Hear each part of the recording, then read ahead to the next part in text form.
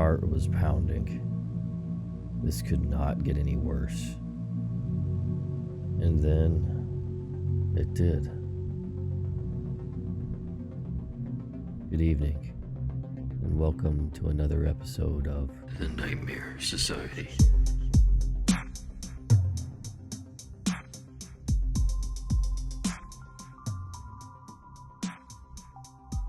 This happened on a Sunday night when I was about 10 years old, in the mid-90s.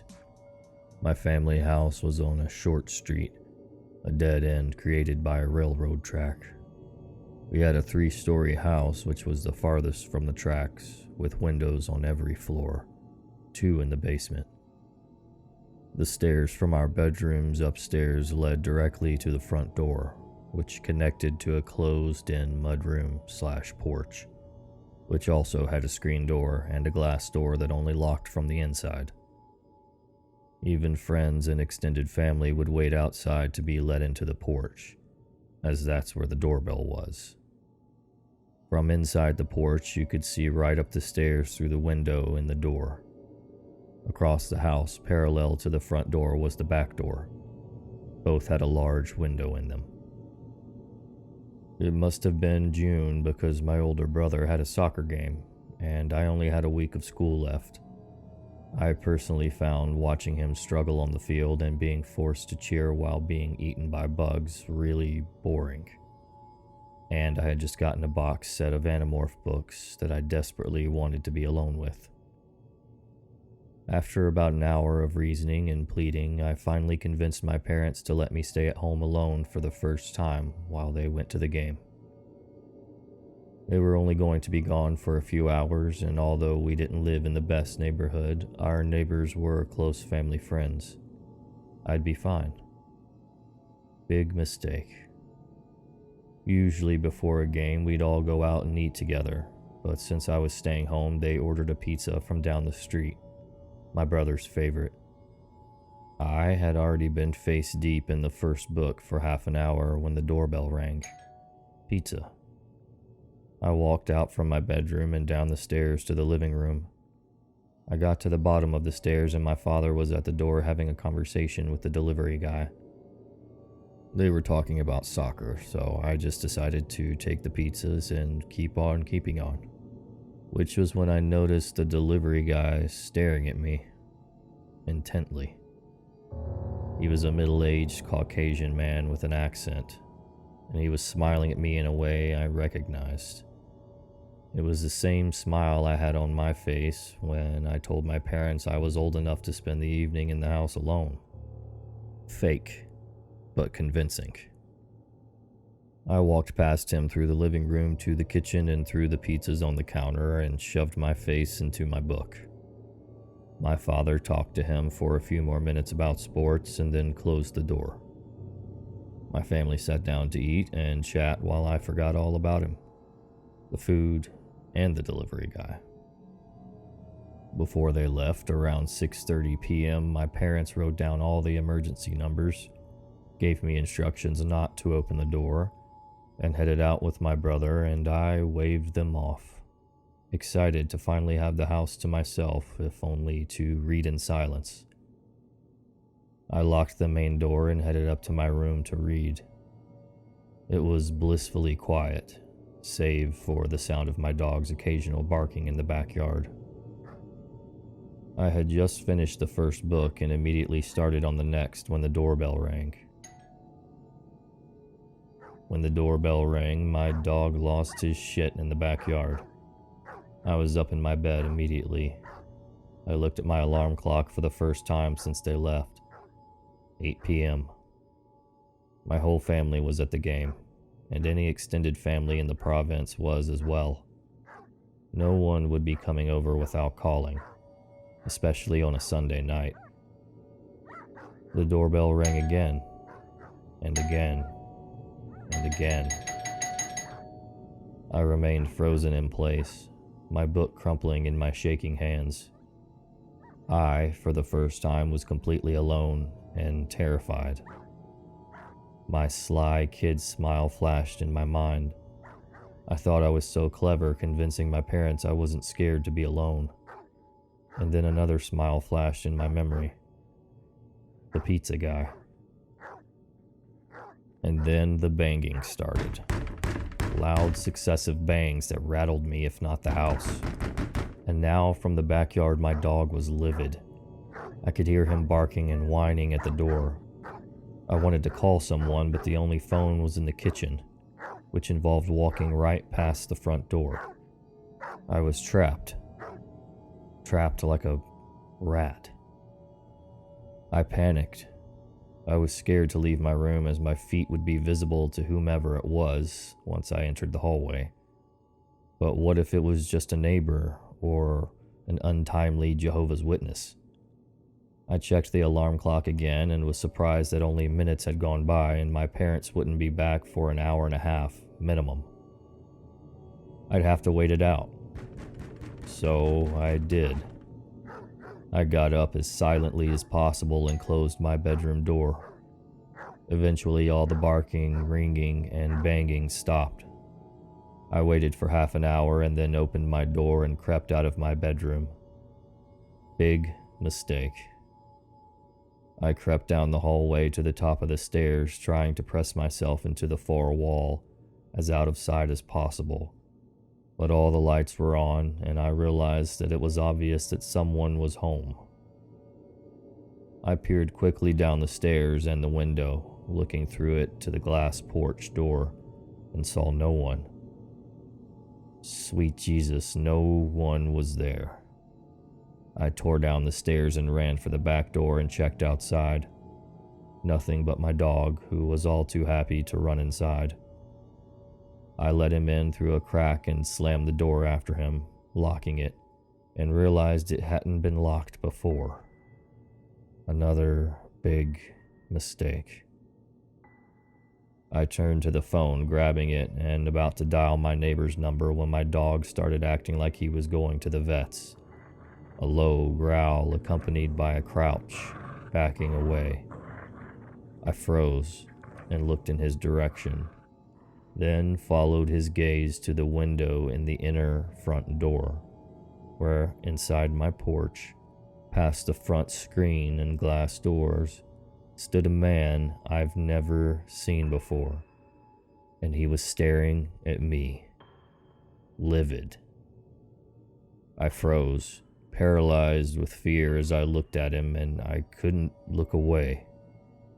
He was tall, slim, and had bags under his eyes. His hair was shoulder length and unkempt. He lifted his hand and placed it on the window, and then looked down, and tried to turn the doorknob twice, but it was locked. I came out of my paralysis the second his eyes left mine, and I moved quickly to the side of the wall that led to the basement stairs. It blocked us from being able to see each other. Hiding felt good. My dog, still in the corner, inched towards me, low to the ground and still growling. I couldn't breathe. My heart was pounding. This could not get any worse. I was wrong. I saw you, boy. I saw you. Open the door. My stomach nestled in my throat. I started crying. I was trapped. Trapped like more rats. I've never really had a fight or flight moment. Only flight or flight. But there was nowhere to go. Back upstairs led right past him, and going down in the basement seemed even more terrifying, as I'd have to walk past the window in the middle of the staircase that looked out into the alley leading to my backyard. I saw you. You can't hide forever. You have to pay. You have to pay. He screamed through the door window, shaking the door as he pulled on it. I thought he would just break the window and unlock the door, so I descended slowly down the steps to the basement, going halfway just to put some distance between me and him. Yet another big mistake. I stood still, waiting, and then silence. For a minute, nothing. And then the sound of the glass door and the screen door to the outside opening and slamming. More silence. My dog straightened out, walked over to the top of the stairs, and then looked right past me and started growling. I can still see you. I see you. I see you, boy, and you have to pay. I jumped and turned my head, and through the window to the alley I saw his face. He was laying on the ground, staring at me. I see you. I know you're home. I see you. Nope. Bye, Felicia.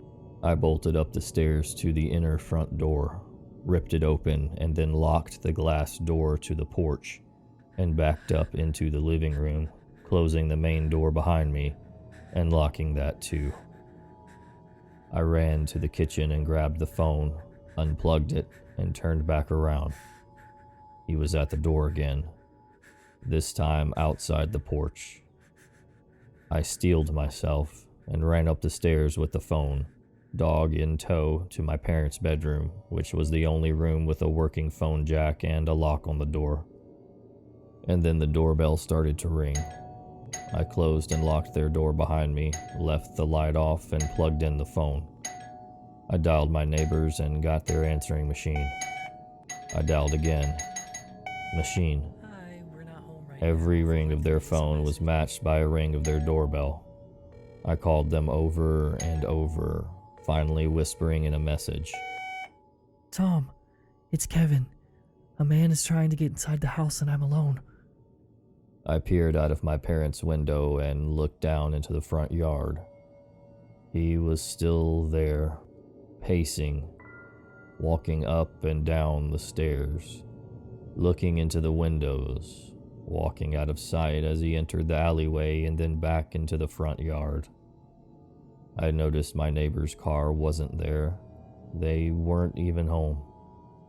And it still had not occurred to me to call 911, so I hunkered down and waited with my dog, watching from the corner of the window. He walked back up to the porch, tried the door, and then the doorbell went off a few more times. Then he walked down to the stairs and headed back down to the street.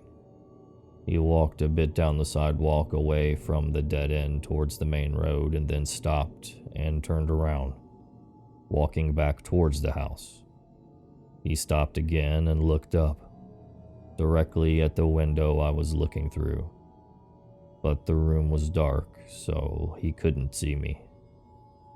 Instead of turning back around, he continued walking down the street and crossed the street when he reached the train tracks. He walked back up to the other sidewalk, staring at my house all the while, and kept going until he reached the main intersection and turned the corner. I stood in the corner of the window, watching the street for what seemed like hours, until my parents' car pulled up in front of the house along with the neighbor's car.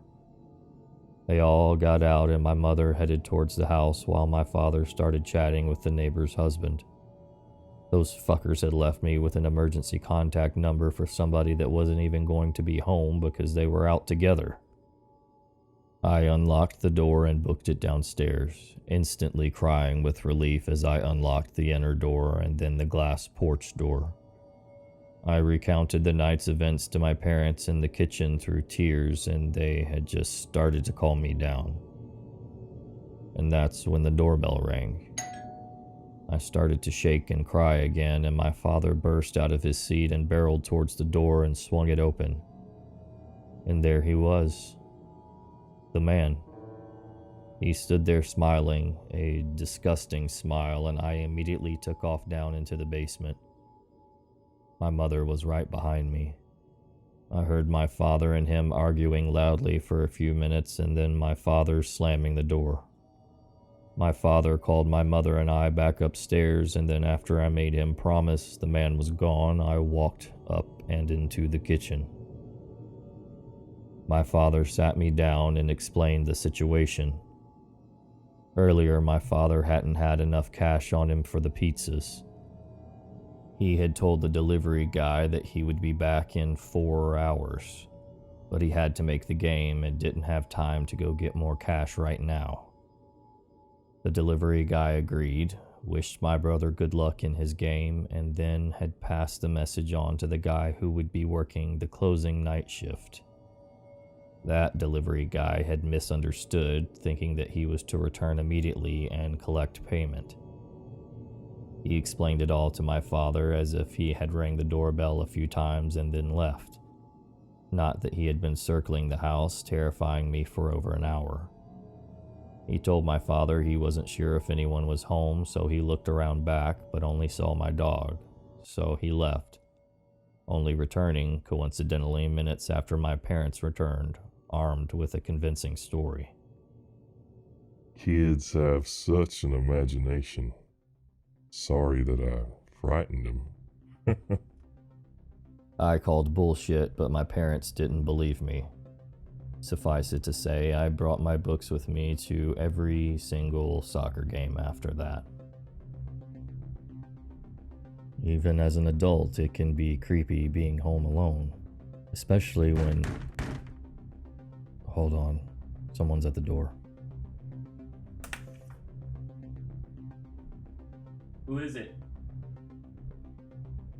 I didn't order any. Ah!